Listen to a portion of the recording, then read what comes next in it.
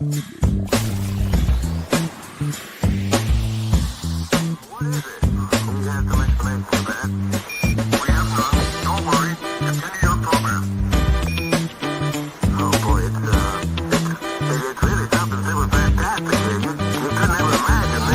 to Planet Pluto Pseudo.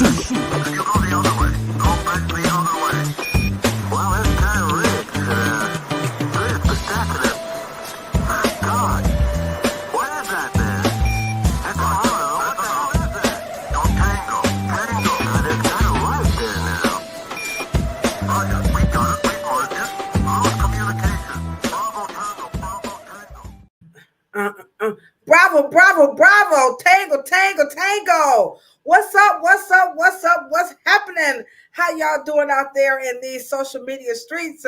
Y'all know who it is, right? It's me, your homegirl Ladosha, right? AKA Key Lolo. That's right.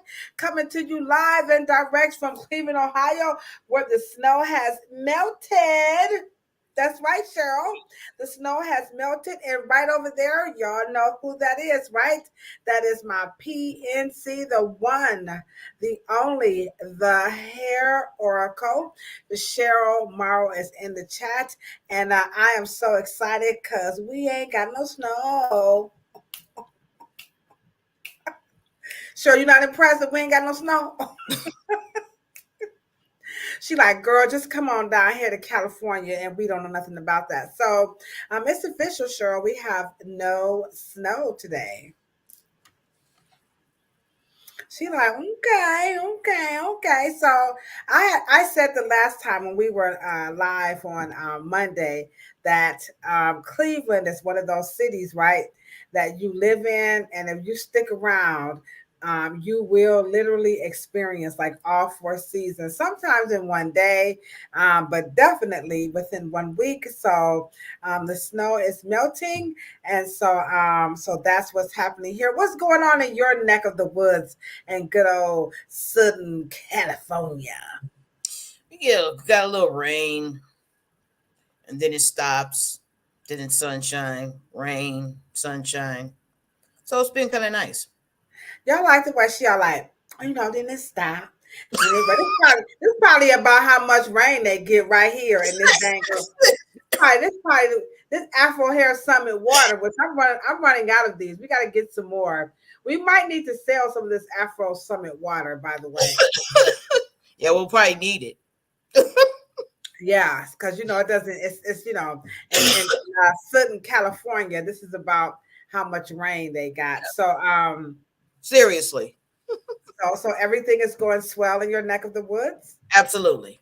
All right. We got some people in the chat. Don't be scared. We see y'all in there. Hey, how are you guys doing? We have a wonderful, wonderful topic tonight. It is all about cosmetology education. The question is it worth it? Should we change it? Do we need to leave well enough alone? And so tonight the conversation is going to be, I'm sure, a little intense. And so before we hop into it, what's up, LaWanna? I see you in the chat. They'll be coming through, but we're so glad you're here. And whoever else is stopping by, we see y'all just kind of coming on in. Get y'all Kool-Aid or y'all wine, and get y'all notebooks or whatever. Put your little footies on, or if you're in Southern California, you can just, chill. You probably don't need a blanket, and push your earbuds in or readjust your smart device screen, and you're going to be in for a royal treat, because again, the topic tonight is all about cosmetology, the education of it. And so this is how it's going down, because cosmetology education is in somewhat of a pickle throughout the United States and other parts of the world. It's doing different things. And of course, right here on Planet Pluto Pseudo, we are going to explore some of that in the coming year, 2024. Can you believe it's almost 2024? Yes, it is. It is. It is almost 2024, and I still feel like I'm 24. I know I don't look it. I know y'all be quiet out there, but it's all how they say it. the Lord knows my heart, you know. So I'm definitely still feeling 24. But speaking of 24, in a few more days, it's almost time for the watch party. And we just want to remind you that Tuesday, the day after Monday, which is when we're live, we are going to watch the narrative. And so we're just gonna, play it right here because I figured out, hey, we don't have to really go all off the platform and do something different. We can just go to the YouTube channel and play it right here, and let's watch it together. And then after we watch it, we're gonna do a post. After talk party and talk about those four themes. And I think it's going to be pretty good. Are you excited about the watch party? And especially the engagement, the talking part, Right? Because we get to explain. Because the one of the first the debut, right? Right. And the time I came to Ohio, they had so much to say, and we didn't get. We couldn't. Yeah, we just couldn't get it all. And so so the documentary, it's been out. It's going to be 1 year to the date come December the 5th. And so we're just really, really excited to, show it and talk about it, especially, we got Black History Month that's going to be coming up soon. And so I'm just, I'm really, really excited to watch it again. It'll be nice to watch it with some people here, especially our new friends that we've made here on this YouTube channel and our Facebook Lives, and of course LinkedIn. So we're all, very, very excited to be doing that. And again, that's going to be on Tuesday, December the 5th. Man, it just feels funny even saying that. It seems like we were just planning the Afro Hair Summit, and I now, know, right? That has come and gone. And so now we're already on to other endeavors. And, but it's time, to keep growing. And so the documentary is definitely one of those signs of growth. And so it's just going to be wonderful. So you guys just stick around and keep watching us here on all of these social media platforms, and I'll continue to post. So before we do some Get Real, how is things going with our new venture of the Relaxer Advocates? Relaxer Advocates. I've been engaged into some interesting conversations. First of all, they don't understand what that is. I think people are assuming that everyone would be somewhat on the side of the cancer issue, and when you break it down and explain it to them, they are appalled about, okay, once again duped. And I'm putting together a little trailer as we get close to the press conference, and a slow, because you got to take us slow, right? Especially when because we don't do a lot of critical thinking, and we think everything is just face value, and of course it's not. So I'm putting together a kind of like an explainer video just on what the Relaxer Advocates is about. And speaking of cosmetology education, to become a relaxer advocate, you must know science, chemistry, and how this stuff actually really works. And so it's and to become an expert, which is, of course, to me, I believe if we can add that to some kind of curriculum, that would make probably another curriculum that you can add to a course, or because expert witnesses get a pretty good salary. And I think just that point, though, I hadn't thought of it when we, came up with this idea for a podcast to talk about it. But, the the education for barbering and cosmetology, it definitely needs to address the legalities, because even having to go down to Columbus and give testimony to either speak for or against, it doesn't really matter. It would help if we could cover some of those topics in education. And I'm sure tonight, as we open up that topic a little bit further, perhaps it will circle back around. But to your point, if we don't address the realities of that, the industry very well could come under attack, and we're not prepared to save ourselves, then that means, at will, you know what? It could just be taken out. And so I'll be honest, I never thought in a million years that I would even have to, do such a thing. So I just think that speaks in volumes that this is something that definitely, we need to do. So so we're going to go ahead on and get started. I'm sure some people will be coming through momentarily. So we're going to go ahead on and do some Get Real. So Lawana is in the chat like, where's everybody at? We don't know, but we're so glad you're here. So we're going to do our Get Real. So our audience, let's get ready to have some fun as we get real. Let's see, which one should I go with? Let me see. We always have two. So I'm going to do, since we're talking about cosmetology education, let me show you a Get Real with 4C hair. So let's get ready. Here we go, guys. We're going to get real with 4C hair. Here we go. My student how to work with 4C hair. This is how legends are made. Above it all. Teaching my student how to work with 4C hair. This is how legends are made. Come on now, dog. Come on, man.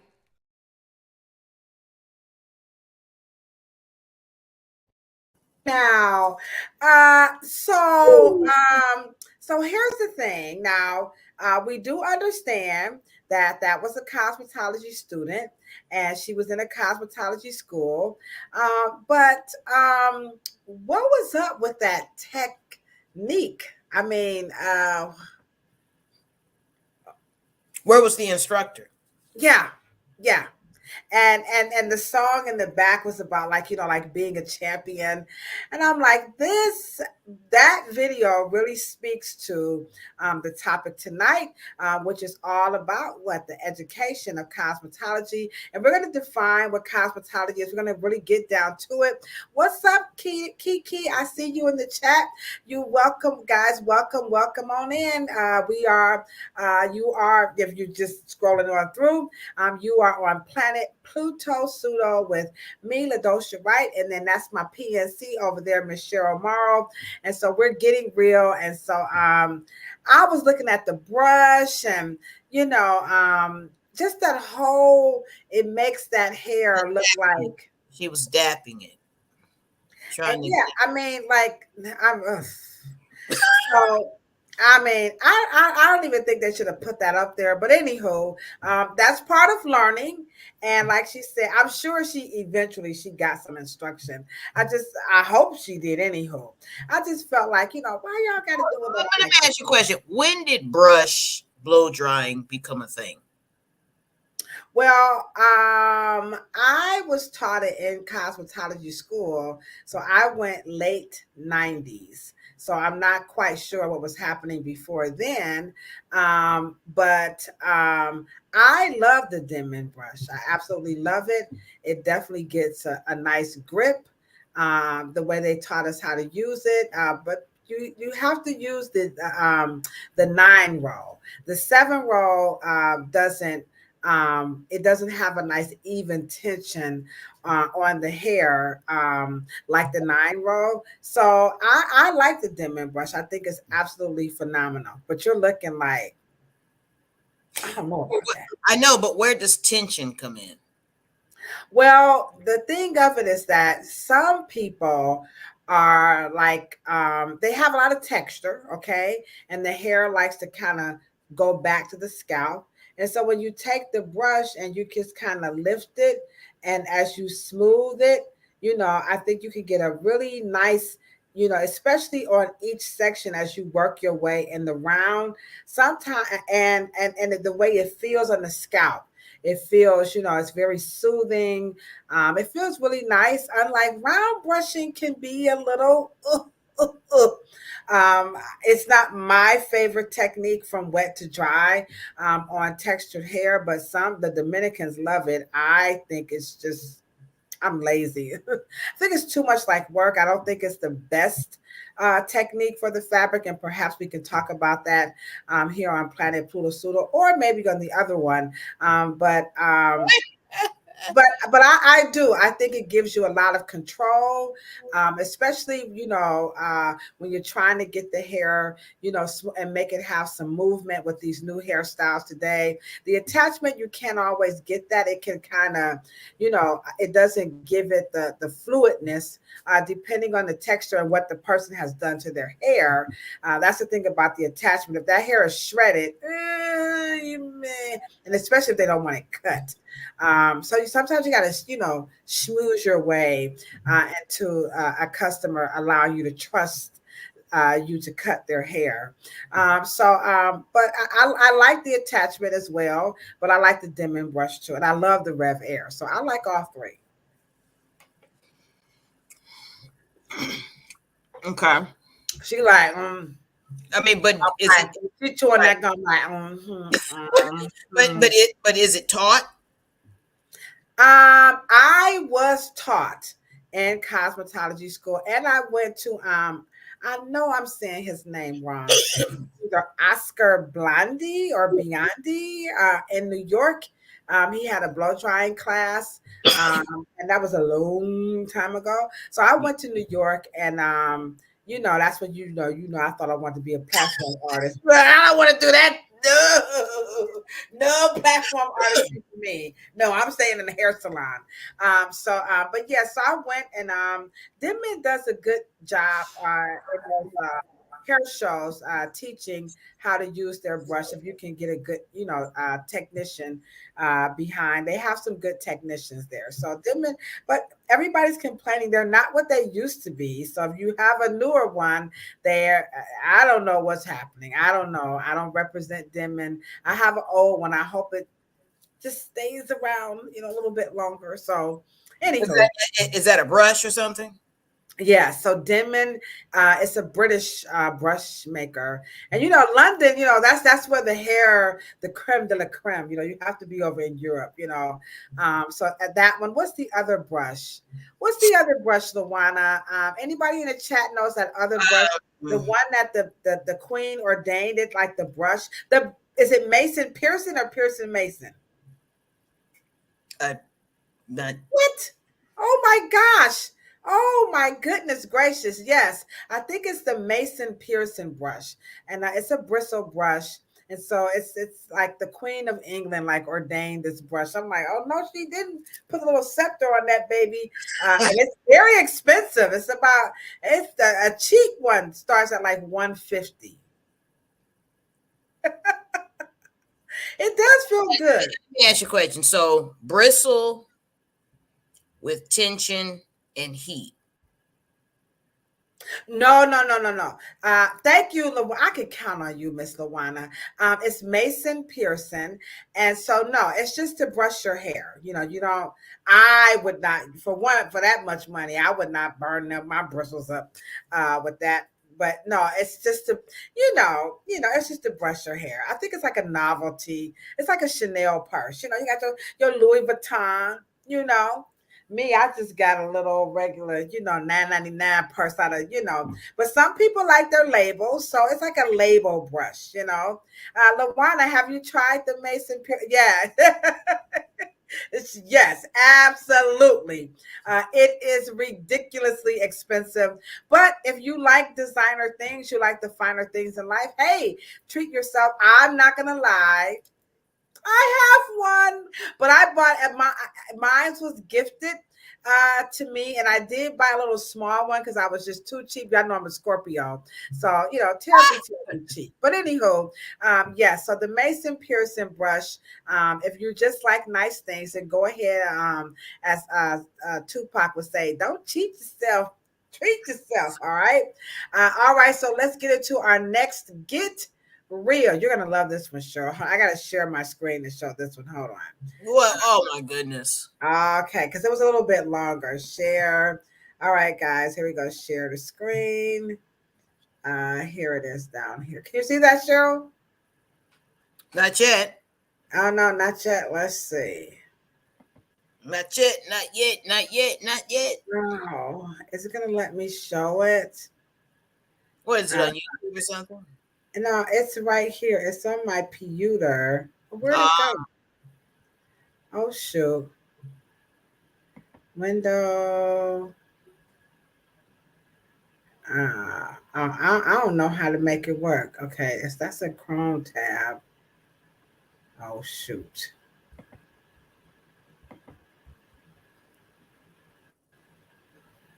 Oh, did I lose you? Are you there? Wait, hold on. Wait a minute. I'm trying to find it. Hold on. Google. There it is. Here we go. Share. Okay, can you see it now? Yes. All right, here we go. Let me slide it back. Okay. Just tender head. Sit. Come on, baby. Pull this wig off your head. Sit still. Got a good grade of hair. You just don't want to look like no little girl. You want to run around looking like a troll doll by the head. There he is. Go on, look up under that sink and give me that jam and bring me one of them little toothbrushes. And hurry up. And bring that all sheen. Tarika, you been letting that little girl at school play in your head again? Nobody in your head, but who? But you. Don't let me tell you that again. They're gonna be jealous of you because you got a good grade of hair. You just rather look like a little boy running around. Mama, you about to brush her teeth with that toothbrush? There's go over there, sit down somewhere. Nobody talking to you. Just tender-headed. You got a good grade of hair. Let me tell you. She okay? I don't want to get married. Move again. Mama, I don't want to. Move again. I don't want Ain't nobody hurting you. Turn your head again. Come on now, dog. Come on, man. Come on now. Who cares?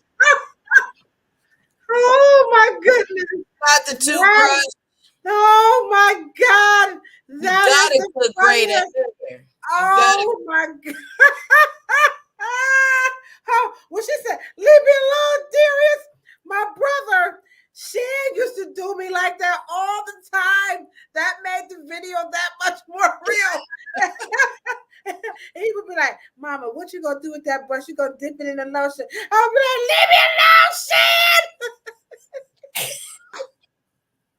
Who can relate? Look, Kiki in the chat, like, put some water on it, dude. Let me just tell you. I know what you guys are saying. That's child abuse. You should not treat your child's head like that. But I don't know about you, Cheryl. That was my experience growing up. Was that yours? No. No. My dad. Oh my gosh. Did anybody have that experience in the chat? Please drop it in the chat. I just never had, right. I wasn't tender-headed or anything. It was time. My dad, I had a lot of what? Dad was the vanguard. So. You know what? You got cracked upside your head at least. Hold your head. Didn't I? My mom's was, one or two times, but no, I don't remember a hard time, because Oh yeah, well, today is Throwback Thursday, and Kiki said yes, she remembers that. You scared of high combs? Oh, poor baby. Lawana says she feels sorry for the little mannequin. So, anywho, that's how it's going down here on Planet Pluto Pseudo. Your grandmother was abusive. Let me tell you something. My mother, because I was just such a crybaby. I just did not want to get my hair combed under no circumstances. I'm still looking for that picture. Whenever I find it, I'm going to show you guys the picture the day I told my father that I was going to quit my job and become a cosmetologist. I just got to find that picture. He was looking like, really, Ladosha? Not you. Yeah, Blue Man. Yeah, I was the least. Like my friends, my BFF, I wish he was in this chat, because when I opened up the salon, right, I called him and I said, "Oh, chill, you gotta come, you gotta see the hair salon." So he brought all his fraternity brothers. Adam was there, Adam Morgan, the one you met. And so Adam was there. He came to the salon and he saw the hair salon. He left, and then he came back and he was like, "When did you become a hairstylist?" So I'm telling you, and I let everybody know, you know what? I was like, I'm a prime example that you can be taught. So as we just go right into the conversation of the topic tonight, which is all about the education of cosmetology. So here is the context that we're going to have it from. Now, remember, our book of the month is none other than Brainwashed. And this is by Tom Burrell. And you can get this on ebook, or you can go ahead on and buy the book. So I have it on ebook just to show y'all that, me and Cheryl, we old school, but we know about the ebooks or whatever. And so here we are on page 96. And so this is like the backdrop that's going to set the tone for the conversation about the education of cosmetology. So here he says, you can't minimize the importance of cultural knowledge. You cannot build a healthy cosmetologist. I'm just paraphrasing here. You cannot build a healthy cosmetologist. Most certainly, he or she would not have a healthy cosmetology worldview if he or she does not see him or herself involved creatively in the development, the civilization, the cultural, the industry, and the science of cosmetology. So that's the backdrop. So given that we don't have all of that quote unquote diversity, can you take us through, since you're such a great educator, can you give us a backdrop on here is now this book was gifted to me, believe it or not, someone on Twitter. When it was Twitter, the good old Twitter, remember, not the one Elon Musk told everybody to go F themselves. I still can't believe he said that. So someone gifted me this standard book of cosmetology following on Twitter. And so in this book, this is the beginning. This is one of the very first, maybe like the third editions. So where do we get our backdrop of cosmetology? So can you tell us, or if you can, who's the founder of these books? Like, how did they come about?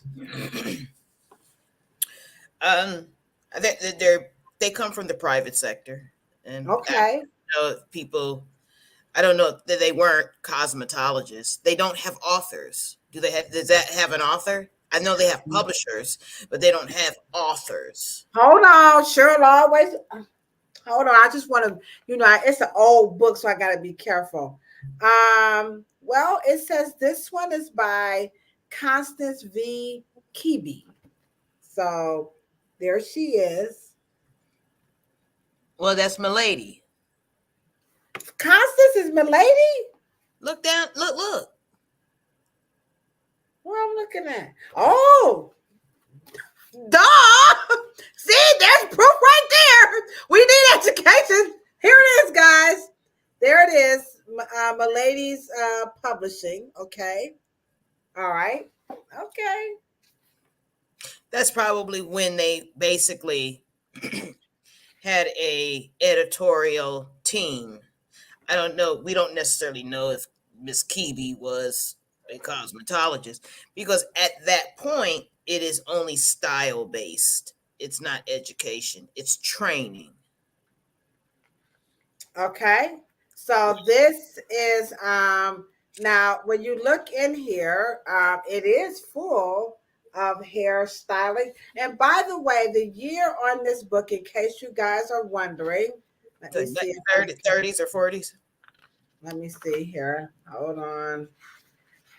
They may not know about licking your fingers. Yeah, there you go. 19. Damn, sure, you good. You're very good. So yeah. What date? What date? Yeah, 19. Where am I? 1930. Where am I? I can't see it. Okay, there we go. Okay, yeah. Right. Okay, 1938 to 1954 and 1959. Ooh. Yeah, that's the last edition, 1959. Okay. Yeah, well, that's almost really modern, but it's only application and technique. See, once again, you don't get a cosmetology education. You get training. You don't. Here's one of the newer ones. Let's see if Smarty Pants know what she's talking about, guys. Hold on, this baby. And this book costs a lot of money. I don't know if I can. Would these be considered authors? Excuse me, guys. Who are these people here, Cheryl? Are these the authors? Yeah. Those are stylists. Oh my gosh. Okay, so these are. Oh boy, for all this. Those are what you call in a magazine called contributors. So our books are comprised of contributors. Y'all know I'm about to go to the back and see if we got a bibliography. That's how we gonna find out if Cheryl is making this up. Oh my gosh. Oh, we don't have a bibliography, guys. Hold up. Cheryl, are you serious? How did I go through cosmetology school and miss this? We have a glossary. Right. Definitions. So see, that's trade. That's just that's training. That is not nowhere near education. Oh gosh. Yeah. Well, education, it just, cosmetology requires you to have a license from 1927, only so you can keep from damaging people's hair. It was not ever to give you any real because I think the real education started in barbering, maybe barber surgeons. Because they were called barber surgeons. But once they took away the surgeon part, it just became training to get you prepared for a set of skills. Yeah. And here it is, guys. She's right. It started off in barber styling, and then there it is, cosmetology. Yeah. Oh, boy. Okay. All right. So there's the humble beginning. So we see right now. So what is the difference between when you say training and education? So we could just kind of be along the same page where you're at, because you could not tell me that I did not pay for a cosmetology education. And I'm going to reveal my cost of education. If you want to, I know I'm with you guys in the chat. What? Well, you have to remember, they don't consider, the reason why you don't get a degree is because they don't consider you educated. You're just trained. You were given a set of skills to do a specific job or a specific occupation, which means that you do the same thing over and over and over and over again. And according to the trends, you your high, and then they put in the word learning, trying to insinuate education. So it's higher learning, but they're not requiring you don't, there's, because they feel that there's no underbelly, no foundational science to create a education. So there's no degree, there's no levels of specialty, you don't have any extracurriculum expertise. You're just a occupation. You do the same things, almost like plumbing. You do the same thing. Electrician, the same thing. Now you may learn new techniques around new products, but that's why the education is less expensive than a collegiate level, because that's where you get the knowledge of something. So even if you guys were to Google what is a trade versus college, is more expensive because you're getting knowledge. You don't get knowledge in cosmetology school. Oh, okay. Well, she said, don't cook it up, look it up. So I'm going to look up, you said look up trade school, right? A trade versus or a trade versus college. Versus college. Okay, it popped right on up. So okay. What does it say? All right, here we go. I'm about to show it to you right quick. So let me just share the screen, because it did pop right up. So here we go. Share screen. Bam. Here we go right here. So whoop. There it is. So college usually requires a large investment over multiple years before you're ready to join the workforce, but trade schools allow you to get a higher paying job right away. Trade schools may also be more affordable than a 4-year program. Trade, and then put in trade education versus college education. Okay, so that's your trade. So let's go trade education versus college education. I guess. All right. Okay. Oh boy, there it is.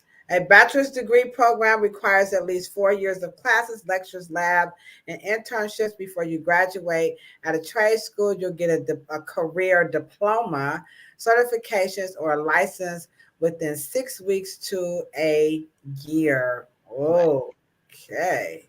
So the only thing that you can get is a license or a certification or a diploma. They make sure that they divide it, so because the money is divided. So when you are only paying in less and you want to pay less, you don't get to get a 4-year degree. You see what I'm saying? Okay. You don't get to get a 4-year degree, because then that would not make sense, because they want you to make sure that the prestige of a college degree has to pour in more money.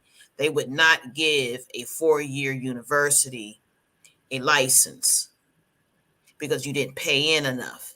You have to make sure, and plus it's class too. It's a class of people who go to college. That's why there's more people who are more proud. See, it carries more pride and prestige and classism. You're blue collar, you get training, you get a certificate, you get a license, right? Right. Career, you pay in more money. Your family is damn near going broke and dead to put into your college education. It's more prestigious. People don't say I'm the first person in my family to go to trade school. They say I'm the first person in my family to go to college because it's more prestigious. Now, it may not lead to a more high-paying job. It may not lead to anything, but that just goes to show you, when you start getting into cosmetology and barbering, it's not looked at as prestigious as anything else. And plus, you can't get a college degree. You can't get a baccalaureate, you can't get a master's, and you can't get a PhD. You can only get something that is something similar, but a licensed practice, right? Right. So now cosmetology, in case you guys did not know, it actually has 3 disciplines, right? So you have now each state in the United States of America has its own set of rules and regulations and requirements for education. But cosmetology itself, you get 3 trades. Now that we know that we're not getting education, we're getting trades and training under 3 disciplines of hair, skin, and nails. So we are taught to pretty much, do all 3, or I'm sorry, trained. I'm having a hard time I know.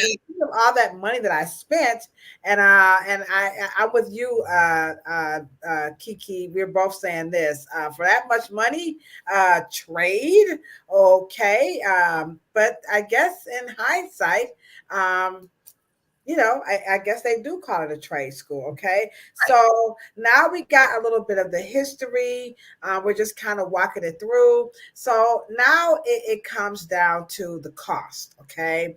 And we're going to, go a little more into the content. Go ahead.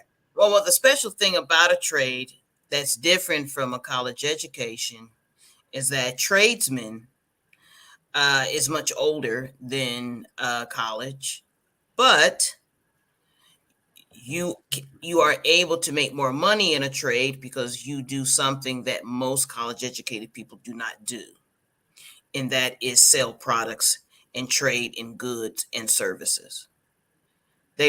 College educated people don't do that. They actually work. Wait a minute. Hold up. Let me clear my readers. What you talking about, Willis? I'm gonna say it again, ladies. You do something for the trade-off, for the trade.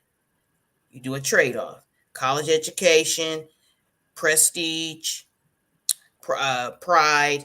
It's elevated in class. Okay, but people in trade get to perform services and sell products in trade. So they can not only charge for their service, they can also sell a good. So they trade goods and services. College educated people, they are the product.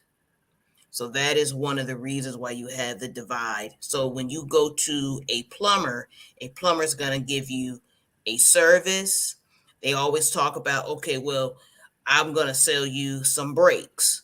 So they can sell you brakes, but then they'll always say, in the labor will be one price, and then the installment will be another. You see what I'm saying? So when they always are. Wonderful advantage of being in trade is that we trade goods and services, and we can sell things. So one of the reasons why you cannot afford to not create goods and services while you're a cosmetologist or a barber stylist, that's why it doesn't make sense to do what they call resale or retail or products and services and consulting, because there's so many things that you can trade in your occupation that college educated people, once they sign on for a salary, that's it. All they have is bonuses underneath that. They don't have any other way to go. Make sense? Yeah, okay. I'm feeling some kind of a way. But now that I think about it, though, I recall when I was an outreach worker, they would just complain about having to work all the time. And I was fresh off of welfare. And I was just like, well, what the hell y'all want to do?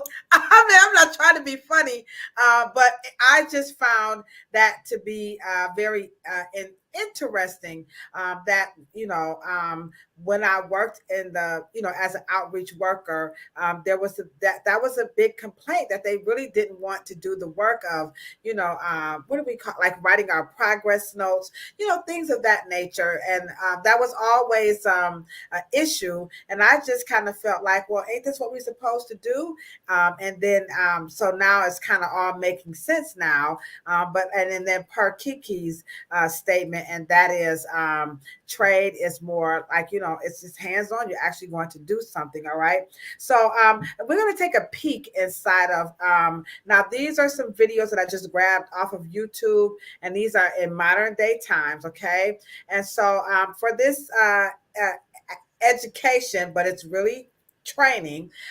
Here's a student that's going to highlight one of her classes in her first, I believe, month of attending cosmetology school. And I believe this is Paul Mitchell Cosmetology School. So here we go. First day, we started learning the detangling journey, how to drape someone, because everyone should be draped before services start. So we learned how to drape our clients. We learned how to detangle hair. And this day, we learned how to shampoo also.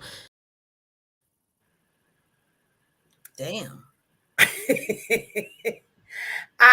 Did anybody notice the students sitting in the class? Let me just play it one more time. One more again. Here we go, guys. Watch this. First day, we started learning the detangling journey, how to drape someone, because everyone should be draped before services start. So we learned how to drape our clients. We learned how to detangle hair. And this day, we learned how to shampoo also. Wow.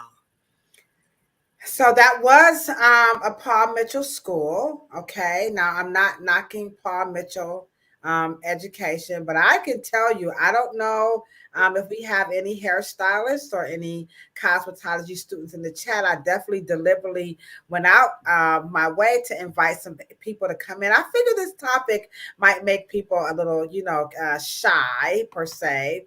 But what is something in that video, aside from the students just very like, was it something about that video that just kind of stuck out to you in the education of cosmetology in that classroom? Well, I will say this. I don't think that they're looking forward to their career. And I don't think they were engaged. Mm-hmm. But, wow. Well, I think that the instructor, there we go. They definitely looked bored. I think the instructor definitely downplayed the power that she has as an instructor. So with that being said, what is the difference between a teacher, instructor, educator? So is that question? I mean, I'm big on appearance. I just don't think anybody who's teaching, instructing, or what, I think you should not look like that coming to work. I know that's I know I'm a hairstylist. Forgive me, but we just should look like. I thought, the clothes draped around her waist, the hat on her head. Anywho, I'm with you, Lawana. They definitely look bored. So what is the difference between, are my expectations too high? Instructor, teacher, an instructor. I'm let me just say this, and I'll be the first one to tell you that the whole business model, I don't care who they are. I don't care if they Pivot Point, Redken, Paul Mitchell, Aveda. It doesn't make a difference. All beauty school business models suck. Cheryl! Huh? I just gotta, where's the vodka? God dang nabbits, you're coming in too hard. No, I'm not coming in too hard. At the end of the day, right? I mean, that whole universe needs a whole revamp, because they're not learning behavior patterns, because the instructor has not been taught behavior patterns. So what is, help us? Oh, we got some people in the chat. We got Dr. Hosey is in the chat. We got Brother Unk is in the chat. What's up? Welcome to Planet Pluto Pseudo. So what is an instructor? Maybe the expectations is too high. So you have instructor, teacher, facilitator, what is it? I mean, are our expectations too high? Right. An instructor is supposed to teach the student muscle memory. It's supposed to teach an instructor. The best example of an instructor is a ballet teacher. A ballet teacher teaches you correct posture. It's muscle memory. And one of the things in even boxing, you learn how to hold yourself, hold the comb, have good posture so you won't get tired, to learn the body mechanics of a stylist and a person who is being paid to beautify you. And you're not coming to work and trying to get through the day. You are trying to produce the best stylists, the best ballerinas, the best, boxers you can. And if you don't give them the physical body mechanics, then they're going to create slouching and all of the other things that are going to give them bad body mechanics later on in their careers. And so they don't get taught. And the instructors don't have an instructor school. The whole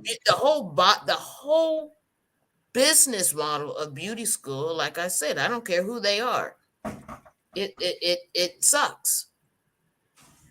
Well, as in the infamous words of the late great John Belushi, well, excuse me, y'all don't know nothing about that Belushi, okay? Okay, so now we understand that the education is. Let me ask you a question. Who went to, like, let's say high school and you graduated and you went to grad night? Who went to grad night? I went to grad night. Anybody in the chat went to grad night? Okay? Anybody who went, they graduated, they had a little celebration. They all took the school and they went to a special place. Well, I went to Disneyland. That was my grad night, right? Okay. One of the reasons why Disneyland had a dress code for that night. They wanted the students to be in clothes that were closer akin to what they would wear at church. So girls had to be in a certain heel, boys had to be in hard heel shoes and necktie. The reason why they did that, because they were not going to have 3,000 kids in those sneakers on grad night in their park, because they were modifying the behavior. And so when you go to beauty school, you have to require a certain uniform. Well,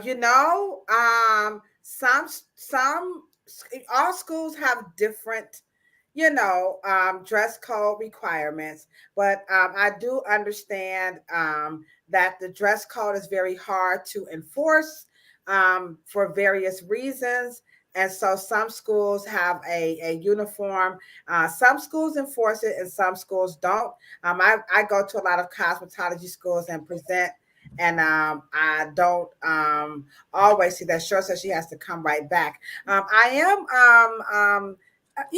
just feel that, image plays a very important role, when you're instructing and you're teaching. I think it sets the tone. And I think sometimes if we just don't look the part and do the part as an instructor, I believe your credibility becomes compromised when you look like the people that you're trying to serve. Now, I'm not saying that because you have on a suit and tie, you're better, but I just think that, right, fashion, and I remember being a sophomore and going into the Naomi Sims and out of New York, right across from Carnegie Hall, and that nice, expensive, brand new Naomi Sims And Karl Lagerfeld walked in because a friend of James Harris, and he said, "Be careful how you dress because people treat you how you look." Oh, come on, though. You Say dress that. provocative, you get treated provocative. So be careful. So our uniforms was trying to social engineer and modify our behavior because when you're dressed, you carry yourself a certain way, and that's what fashion does. So when you have children, but isn't it? Well, I'm sorry for cutting you off, but isn't there a certain element of what they might call creative? So you're talking about, now I'm not stereotyping, like, your people who wear like your tattoos and, they have a certain, like your hip hop. You have these, I don't know, I'm not a fashion person, but certain styles, for lack of better words. So James Harris sent my ass home. I had just earned the window station, and I was just fabulous. At the end of the day, I did not come in there like he wanted me. I did not. He wanted me on black slacks, white shirt. I came in there with houndstooth trousers and white shirt. He said, "You did good. I love your haircut. You got the seat, but your ass is going home because you're not in uniform." And I don't care what your last name is, right? You're not in uniform. So you get your ass, you won't be making no money today, but because you'll do what I tell you to do. And hey, I'm a microcosm of great teachers, but they would not let me be sitting in there in the class like that, getting ready to fall asleep. You go downstairs, get you some tea and some coffee. I need you to come up here and be, so they want to be engaged, but they're allowed to come in like that. And they're bored. Right, but I think that some of that, and that's why I'm trying to, kind of work with me, guys, kind of help me, is that culture, so maybe in that school's culture, I'm just gonna say lackadaisical. Right. The whole universe is lackadaisical. The whole universe is not producing great stylists and great cosmetologists and barbers. They're not doing it. They're allowing, today people learn how to cut with guards. You're supposed to learn how to cut with blades, not guards. And so your body mechanics and all of your skill sets are already starting so low. It's not, I don't think your expectations are high at all, but I tell you what, if you come to a Ladosha Wright or a Cheryl Morrow beauty school, you already know what that's going to produce. Well, I could just tell you a quick story before I show the next video to your point about dress codes. So when I first opened the salon, I didn't know anything about what I was doing. And as Spritz said, I came to work looking kind of like a stripper a little bit. Hey, what can you say? I'm from the hood? Anywho, and so I wasn't looking quite the part. So I did take some classes to learn what was my role as a salon owner, and image was one of them. And so we decided to go along with, what was the person's name who owned the salon you worked at again? Naomi Sims. So Naomi Sims had a dress code. So ours ended up being black. Okay, so that is the I don't want to say official, but it's a very popular dress code in the barber and beauty industry to pretty much wear all black. And the concept is that your black serves as like a canvas. So when you're cutting hair or coloring, you have this black backdrop. Also, it doesn't show as much. It's messy and it looks very sharp. And so I, made it a dress code. So I've always had a small salon. I don't have a big salon. So there were 6 of us working. And so I said, and so Spritz was working with me too as well. And I said, we have a new dress code and you have to wear all black. Who can tell me what happened to the entire salon when I told them that you have to wear all black? So I was waiting for you to chat, drop your answers in the response. I will give a couple of shout outs. So again, I changed the dress code to black. And how do you think the team responded to something, that was real, classy as Esther would say. Clothes makes the man. All right. So here we go. What's up, Esther? Hair Savant. We're so glad you're here. Everybody was looking for you. LB is in the chat. Also, we got Dr. Hosey. We got Kiki. And then we have Brother Arcus in the chat. So welcome everybody to Planet Pluto Pseudo, where we are discussing, the education of cosmetology. So this is when I first opened, all right? So, and everybody said, you are absolutely right. Hair Savant got it right. They revoted. The entire salon quit. What? The only person stayed was Spritz. Yeah, they hated it. So this was back in like 2000, 2001. So everybody left. And so, so speaking of the cosmetology education, I'm not going to front like I can remember everything that happened, but I don't recall being taught the importance of image. Okay. So with that being said, let's go to the next person who just finished cosmetology school, and here's her take on her cosmetology education. So for me, I really could have just not even went to cosmetology school because I only do braids. And now I do like a few installs, but I'm about to go back to only doing braids because I only want to do braids. So what about cosmetology not addressing braiding? So they don't consider braiding because now they say it's not. I was taught braiding. I just want to say this.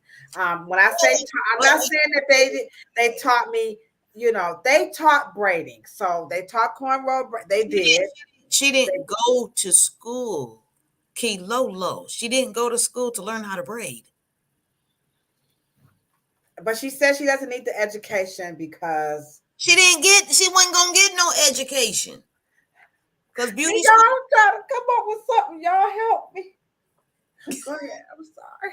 I'm trying to justify. We're going to get to the cost of education in a minute. I'm trying to save that.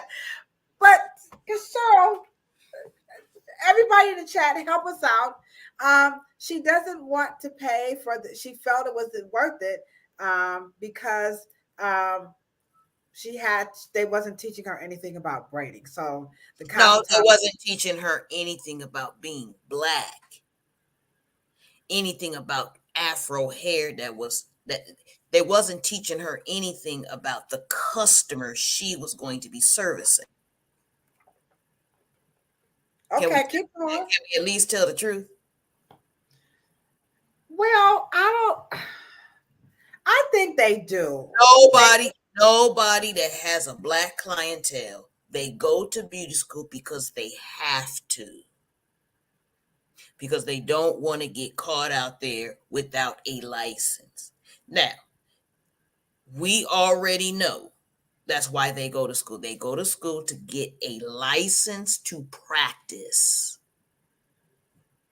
They don't get no education. They don't get no knowledge. They don't learn no experience. They don't get that. So let's just stop saying that. You can't stop them for all that. I'm going to tell them money in a minute. They're forced to read a book, to get an exam. They get an exam, and then they get some training, and then they get judged by how good they do in that practical exam and that written exam. That's it. I'm telling you right now, beauty school is driver's ed. Where's the therapist at? Sure, you coming too hard tonight. I thought you was going, it's hammer time. My brother say it's hammer time. Y'all drop some hammers in the chat. Here come hammer. Go hammer. Go hammer. Cheryl. And at the best thing that I could probably do to recover your enormous amount of student loan debt is to teach you how to sell. Look at the chat. I'm afraid to show him, but I gotta show him. Hair Savant, oh Lord, it be y'all. Hair Savant said that's true. The clientele of the school determines the type of styling you will do. Shanette said, yep, she's right. That's why she got her license. This is the funny thing. And then they have the audacity to tell you the products that you use for the clientele that you learn to do in school is disproportionately marketed to the goddamn audience you went to school to do and to learn to earn your living on. Don't nobody say bleach and platinum blonde and hair color is disproportionately sold to white women. Now, you go to beauty school to get a license to practice on people that you have a cultural affinity for, black folks, but you can't even goddamn win there. And they're about to take that shit. I was trying to put a hammer in the chat because y'all right, it is hammer time. Now that's not everybody's experience. I've got to be fair, okay? Well, what part of what I say in everybody's experience? Well, I think for what's required, I learned some things in cosmetology school because I did not know how to do hair. I mean, I had the concept. Keep low. No, I'm telling the truth now. I know, but keep low. What is exceptional in this equation is that you didn't know how to do hair when you went in. The average black person already know how to do hair. Right, but there's more to it. So your ass you was soaking up everything. I bet you Hair Savant and everybody in this chat had a good cultural feel for how to do some hair. That school, they don't teach black folks how to cut. They don't teach you how to do nothing. Now, they may get in there to refine their skills and to learn how to pass that goddamn test. But as soon as they pass that damn test, they had some natural talent. Now, you may have been exceptional because you were starting from zero. I mean, ground zero here. Average black person and black woman and black barber school is letting them hone their skills and perfect it, not just start from ground zero. They don't know nothing. Like the first time they had a clipper in their hand. No, but now wouldn't that speak to the possibility? Because here is a woman who came into the school with very little talent, and I walked out with some decent training. Now that I hate to admit the agony of defeat, Esther, it's the agony of defeat. Which she also, hear me pointed out, she said Narada, the African hair god, and they tried to chew me up on his channel. That's the guy that I said that the what you call that? Oh, what's that stuff? The hair, what was it called? Something. Anywho, yeah. So she said, which he has a very interesting channel, said that when he was going through beauty school, that one with that stupid looking beard. Oh yeah, that's him. So he had the lady on there that was talking about dry rotted hair, and they still chewing my statement up. I said the lady is correct. Anywho, that's a whole nother one. But anywho, she said that he was teaching the instructors how to handle. So when she says he was teaching, was he training the instructors or was he teaching the instructors? Well, yet again, it's still a physical act. He was not giving them the knowledge of the foundationals of Afro textures because he don't know it, and he still don't know it. But what I'm saying to you is he was teaching them a home technique that he has perfected that comes from home or comes within his culture.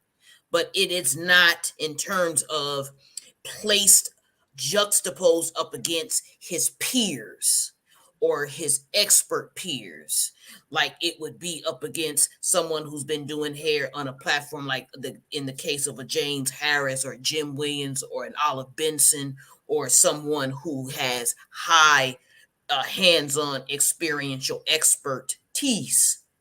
But because the instructor's experience and exposure and hands-on skill sets was so low, he comes in and just say, no, you do it like this.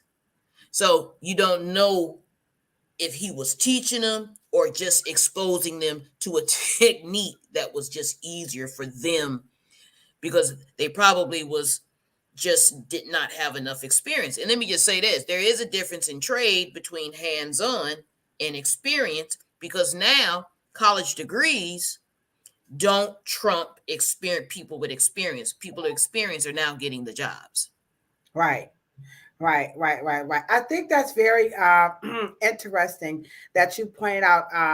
I used to work with Stefano. Oh, I love working with Stefano. Oh my gosh. He was just the bomb.com. And he used to always talk about that, you can't show people what to do. He was very, very much against that. So if somebody would because I was the colorist, right? I was really in the throes of it. And people would say, I want you to come up there and show me how to color. And I would be like, okay. He was like, no, you're not. Now he was a Marine person.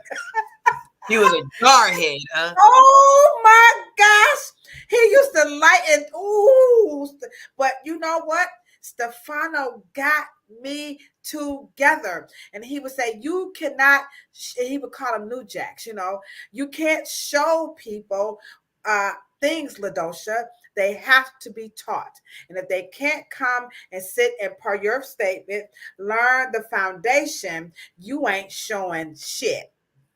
Well, because you can do something for so long, but if you don't know why you're doing it, then you can't even self-correct. Yeah. Right. But it was really hard. It was challenging because, like you said, they don't teach you how to instruct. I did go to an instructor's course, and I have to give him all the credit in the world. His name is Keith Michael Davis out of Color Salon in Lima, Ohio, or Lima, Ohio. I don't know how to pronounce it. He was absolutely phenomenal. But I will admit that once I got the instructor certificate and did a little instruction, I decided at the very beginning that I would not make a good instructor because I sucked at it. Well, what do they do in instructor school? Well, in essence of time, they just kind of took you through like the dichotomy of just like class, behavior, how to stay on talk, your talking points, like your intro, your outline, like that type of thing. Yeah, so there's your right. And then also like with your instructions, like what's that response and recall, like, have the person, repeat back to you, well, they weren't doing that in the video. And no. But I did go. Is an expensive school. Yeah, Paul Mitchell, and that's why I was surprised. Now I know that's not all of the Paul Mitchell schools. I'm hoping not. But and I guess everybody could have it. Maybe that was a dress down day. I wasn't there, so I don't want to beat up on Paul Mitchell School. Don't y'all come after me. Yeah. So, we came to Remington. What's happening, R. Clark? Hey, how you doing? You was there that day. See? Yes.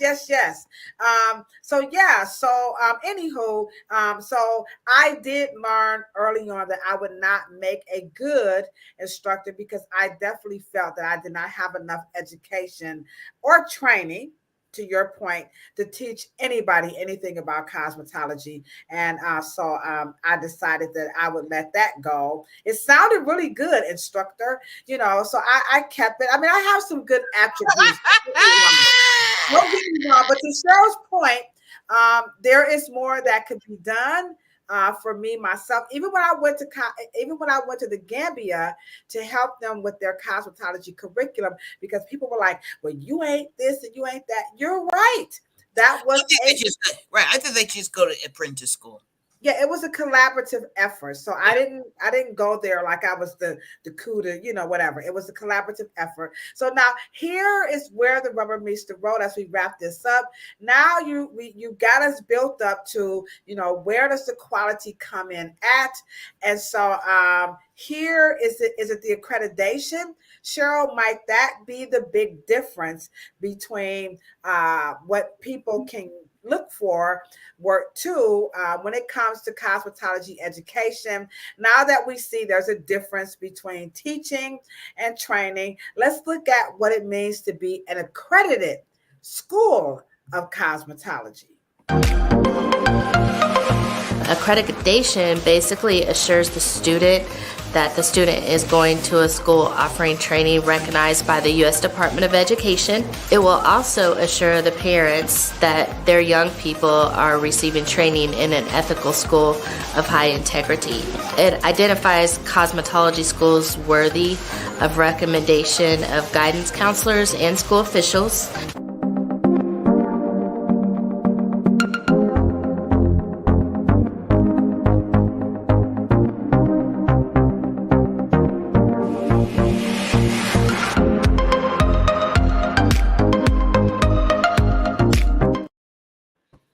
All right.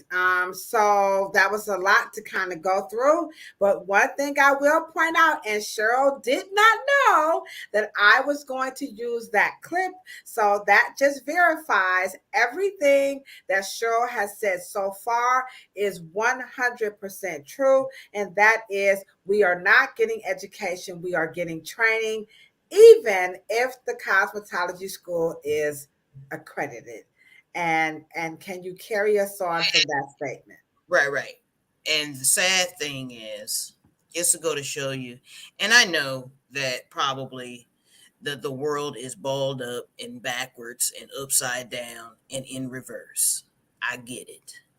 However, I do not know why a training occupation would be accredited by an institution of education when they know damn well that they are not giving you education. Why don't we just get the labor and trades union, get a commission that understands that our business model is broken? You can't have a bunch of dumbasses from an education who does not know that they're not educating and should not be governed nor guided or have any creation of a syllabus or curriculum in an institution of education when they know damn well that there is no education. So the universe, like I said before, the universe and the business model of beauty schools suck because they are being governed by educators, not tradesmen, not craftsmen, not experts.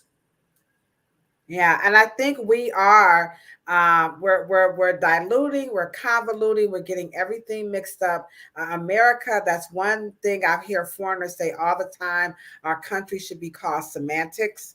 But I think Dr. Hosey has a very good point to what you just said, that she learned after graduating from the best. Nate, the Bush Doc, I think it's Al Moss, Jim Atkinson, and many more. And so, so she's using the term instructor. She's not using the term educator. And that we do have to be really, really careful of what we're calling ourselves, because and I think this is a really good, example of what she's saying, that perhaps this really should, fall under labor and, what did you say, labor and trades commission. Yes, Trades commission. And understands the kind of support and knowledge and techniques in the body of the kind of introductions in the curriculum we need. I don't know why education would be accrediting a trade. That's so, that I'm with you, Shan. Swing that hammer, girl. Swing it, swing it, swing it. I would not even would not have even put that together. But I will say this, in the quest, to lower the standards of education, I do notice that all of the people who are pushing to lower the standards of education in cosmetology, they're full of education. And so I just couldn't understand, well, isn't your career attorney? Isn't your career politician, for the better? Because you have education. So why deny us? And so your point is very well taken. And so we have a certain amount of hours that we must fulfill to work legally as cosmetologists. But how will we go forward as we wrap the live up? How would we go forward? In taking the cosmetology education to where it needs to be. But before we do that, the chat is now lit up. It's on fire. We got people in the discussion. So we need you guys to do this right now to help change the narrative about the training, or rather, the education in cosmetology.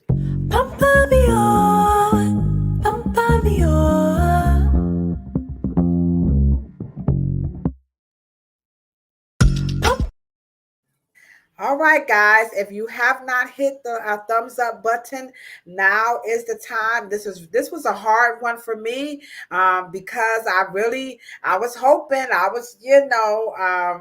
that education is not it. And Cheryl, we're friends, but y'all can see she's not going to sugarcoat anything. And I don't want to say, I'm saying it's the agony of defeat, but this is not a competition. This situation is very, very real. As we talked about, right now, we have two situations. So number one, we have the cancer, the scare that relaxer causes cancer. I don't know if you guys are aware. There is now another study out that came out in October that is saying that the synthetic hair that is used to braid and twist and lock and all of that hair too now causes cancer. It has been linked to causing cancer. And so here's the thing. If we're not getting any education to really work, how in the ham sandwich and French toast will we be able to defend ourselves against? Because they would really be able to take this industry in a courtroom and drag it through the mud. But because we don't have enough education, we only have training. How can we go forward when you have something like relaxer causes cancer? Synthetic hair is causing cancer. Cosmetology schools are using both. The schools aren't talking about it. The cosmetology and braiding instructors, I don't even know if braiding instructors are even aware that, braiding using that synthetic hair is now considered dangerous. So how do we go forward with all of this, considering we only have training and no tradesmen, to support us?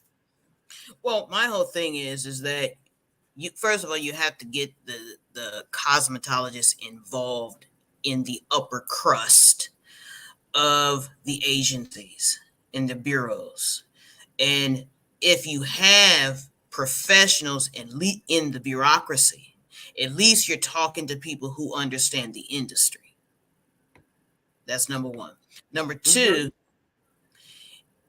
if you did have at least cosmetologists could talk to manufacturers and talk to engineers and talk to all the people that we need to talk to in our profession.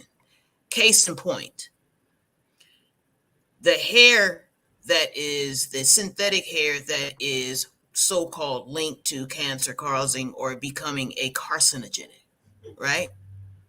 Right. We have to be able to say, excuse me, I need your ass to correct that. It is the dye and how the hair is clean that is inhaled or enters the bloodstream, which could be a carcinogen. Don't just say the goddamn hair. Because If you say the hair, then that starts muddying up the waters for the service called braiding. No, we need to deal with the chemical and how they clean it and how they color treat it. See, we have, because politicians, they dumbasses, they gonna start having a dumbass conversation with the researcher and they dumbasses. So you got two dummies from two different areas, and then guess who the third dummy come in, and then just becomes a vulture and pounces on just the fact that there's dumb, fake, stupid junk research. And then they trying to talk about, well, we don't want the hair in. No, damn that. Can we deal with the chemicals and how you bring it in the country through customs and how you bring it over here? There's much more conversation to that. So you have to get cosmetologists, smart people who are from the industry. I mean, there's so many hairstyles that are going to their 15 and 20 year in their practice. That leads an experience that you can't, a hands-on experience that you just can't buy. So yeah,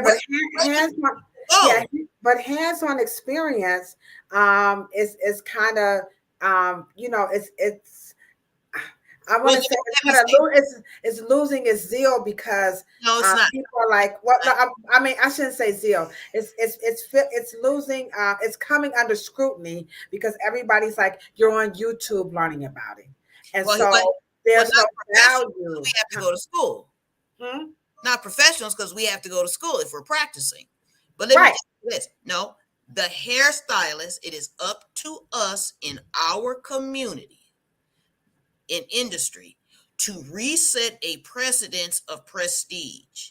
You only have professors and politicians speaking for you of how to finagle the bureaus and the government hierarchy. They're speaking for you. So let me just give you an example. You have what we call consultants, and you have consultant firms. You have the best in the world. Brookings is the best consulting firm on the planet. McKinsey is the top marketing consulting firm in the world. They sell information, right? They sell information. So where is cosmetology's? We don't have a think tank. The top think tanks in the world, all they do is sell information. All they do is and you have to get 20,000 a pop just to sit them down so they can write something, and then people pay Brookings, okay, which is the top in the world. My point is that that's not true. It's just that black cosmetology and black hair care and barbering, we've just have not been organized enough and long enough. We just haven't not done the work. And like I said, December 14th, we're going to stop that shit because they're going to at least know that there's a firewall, and there is. Because come on now, you don't have all these great geniuses and Anthony Overton and Manny Malone and Madam C.J. Walker and George E. Johnson, John H. Johnson and Eunice Johnson and all of these people. You don't have these people, Willie Morrow. You just don't have these people who have just built a multi-billion-dollar industry, and they don't know nothing. Wow. Yeah. Wow. That's pretty powerful. We got some mighty statement, conversations coming through the chat. I mean, post rather. Our clock says on top of that, has anyone heard about the IRS CTA coming in January? He heard about that. Plan on researching. Then we also have Hair Savant says something very, very interesting. He says, and I had not thought of this, the brands use YouTube influencers to push inaccurate information to the masses. That is mighty powerful. Dr. Hosey also says we should demand that hair manufacturers provide safety assurances. But if we're only trained, to Cheryl's point, we're not able to do that. So the future, even if we were, and we are, you can't decipher it because you don't have enough education to decipher it. You don't have enough chemistry background to decipher it. See, one is part and parcel of the other. If you don't have the education, and what you dealt with it in the state of Ohio, they thought that you was educated. They didn't know. Yeah. I mean, I'm over here, saying this because this has been my entire, fight, since I've become a cosmetologist, because I could see, at the end of the day, I could see that I wasn't, being educated. I was concerned about one book. I will say it again. I mean, so now I can tell. I don't know how much your cost of education, but I borrowed $16,000 to go to cosmetology school, and I was only allowed to have one book. And I just couldn't believe it.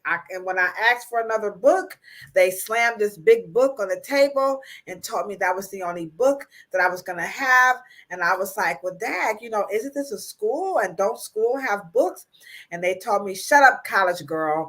And so there you have it. That began my quest, that we should, for that much money, we could do more. Or to Cheryl's point, part of the reimagining the education of cosmetology is to put it in its proper context, because, the language, it makes you feel like you're teaching.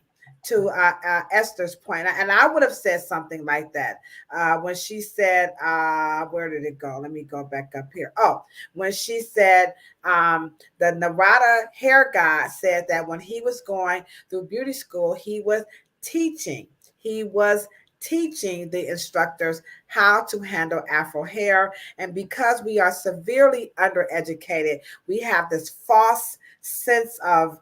He was showing them. Right. And Stefano was very anti-showing people. So the people that I was around in my career was definitely, along the lines of Cheryl. But it was very hard because, it wasn't that many of people like you and Stefano to correct people like myself, an African hair guy, that we are not doing, what we think we're doing. And being on YouTube and, doing some videos, that's all right, but it's not education as we are starting to learn. And it does give you this false sense of security. You have all of these followers and, it makes you really feel like you're doing something, only to come to find out you could do something better. And so I think there you have it. But let me show you guys this clip. I think you guys are going to enjoy this. And this is Neil deGrasse Tyson, and he just highlights the risk of what happens when we don't do what Cheryl is talking about. And Cheryl, I think you're going to like this. So guys, get ready. This is about a minute, and this is Neil Tyson deGrasse, I think that's his name, and he's talking about the risk of what happens when we don't do what Cheryl says, and that is get educated and get advanced. What we're about to do is morph the area of each country according to how much peer-reviewed science research is conducted in that country. So let's check out what happens when we do this. Well, the United States is sitting fat and pretty there, I'd say. What you want to look at is not how much science is going on. No. You want to look at the change in how much science is going on from the year 2000 to 2010. That's the trend line.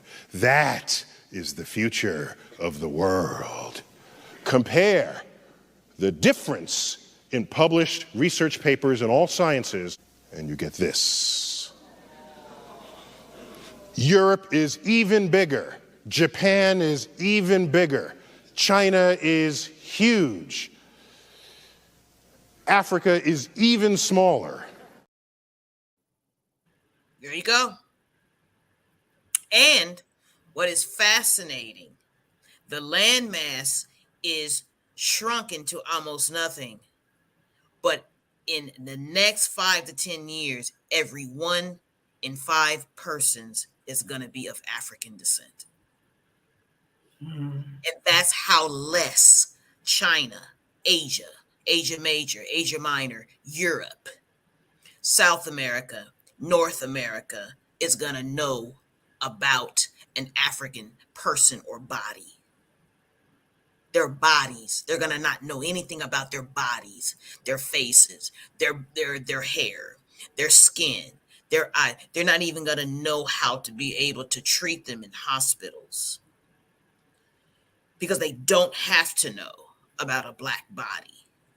But you're going to have 1 in 5 of them on the planet. And so even in the racist paradigm, just their own races, they're not going to be able to take advantage of markets that are going to open up just to deal with an African descending person. So it behooves Black people on the planet to get smart and to be able to open up. And so when you are in trades, you have the advantage over a college educated person to be able to form services and goods and trades and sell them and become rich that way. And so the opportunity is there, but the learning curve and being able to discuss the relaxer of tomorrow, the new services and the new technology that we have to do it. No one is going to do it because they don't have to do it. And so that is why we have to hurry up and get our shit together. Yeah, and that's going to take a shift. And so we thank you guys very much for rocking this. This was a tough, I knew it was going to be tough. It was definitely tough for me, but I've been ahead of the curve in understanding and really accepting what I don't know.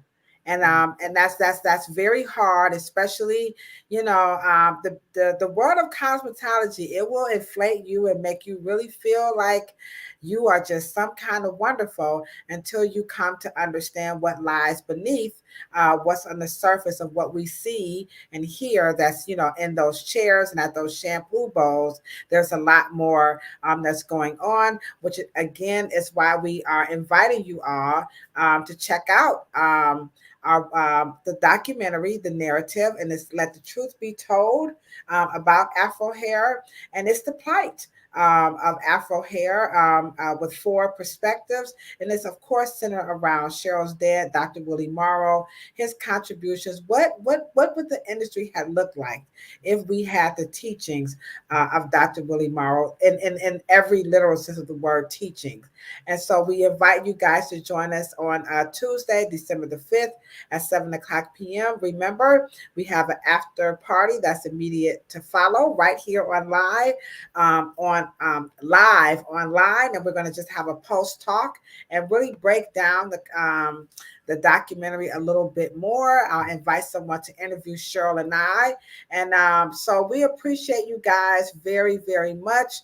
And so I think that's pretty much it. What you think, Cheryl?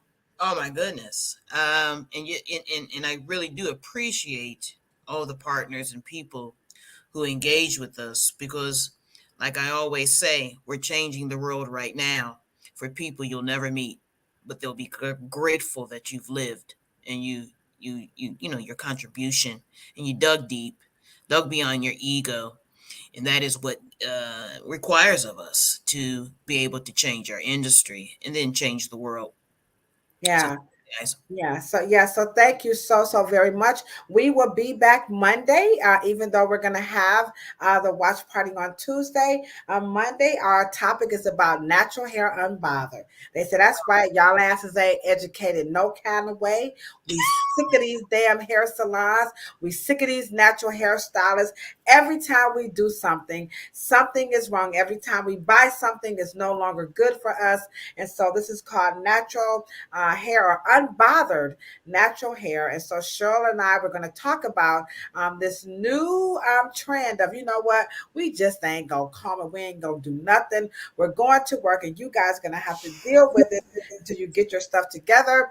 And then when we come back after the watch party, we're going to continue the discussion on why it's important for us to tell our stories. And so I think that's going to be pretty powerful, because I can tell right now that in the chat, some of you guys have some wonderful stories to tell.